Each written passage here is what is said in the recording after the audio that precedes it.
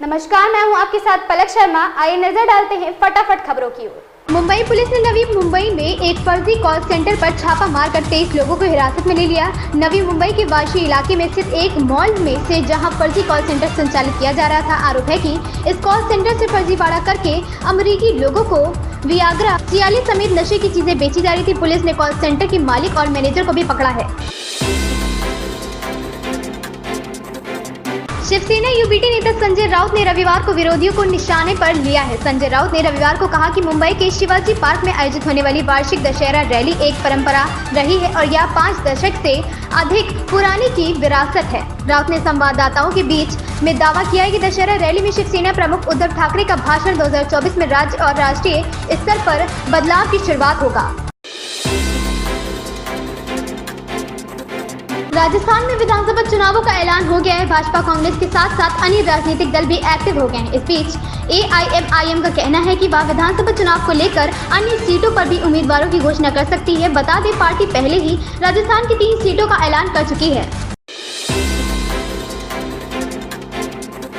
राष्ट्रीय राजधानी दिल्ली में हवा की दिशा बदलने व गति कम होने के साथ वायु गुणवत्ता खराब स्तर पर पहुंच गई है। सफर इंडिया के नवीनतम आंकड़ों के अनुसार दिल्ली में समग्र वायु गुणवत्ता 302 AQ के साथ बहुत खराब श्रेणी में पहुंच गई है। दिल्ली विश्वविद्यालय के आसपास हवा की गुणवत्ता 330 AQI के साथ बहुत खराब श्रेणी में है।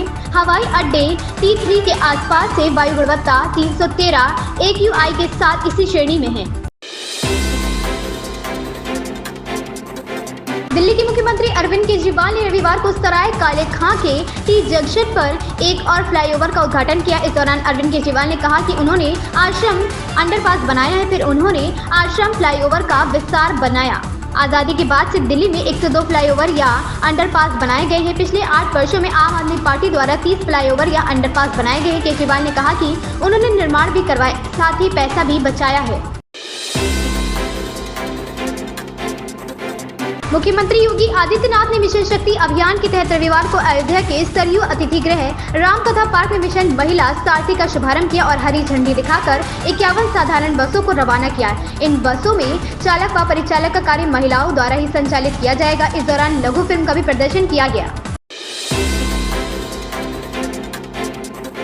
सपा नेता आजम खां करीब 17 महीने बाद एक बार फिर सीतापुर जेल पहुंच गए हैं। सुबह करीब 9:15 पर कड़ी सुरक्षा के बीच उन्हें कारागार लाया गया। रामपुर की MP MLA कोर्ट ने आजम खां बेटे अब्दुल्ला आजम और उनकी पत्नी तंजीम फातिमा को फर्जी जन्म प्रमाण पत्र मामले में 7 साल जेल की सजा सुनाई है। कार में बैठे आजम खां ने हाथ हिलाते हुए जेल में प्रवेश किया। इस दौरान रामपुर के कुछ सपा नेता भी मौजूद रहे। प्रियंका वाड्रा खिलाफ धार्मिक भावनाओं के आधार पर आचार संहिता के उल्लंघन का आरोप लगाते हुए भाजपा नेताओं ने प्रदेश के मुख्य चुनाव आयुक्त से उनके खिलाफ विधिक कार्रवाई की मांग की है। भारतीय जनता पार्टी ने कांग्रेस नेता प्रियंका वाड्रा पर शिकायत औसत सभा में धार्मिक भावनाओं के आधार पर आदर्श आचार संहिता का उल्लंघन करने का आरोप लगाया है। उन पर नरेंद्र मोदी के खिलाफ दुर्भावना से झूठ फैलाए जाने के आरोप भी लगाए गए हैं।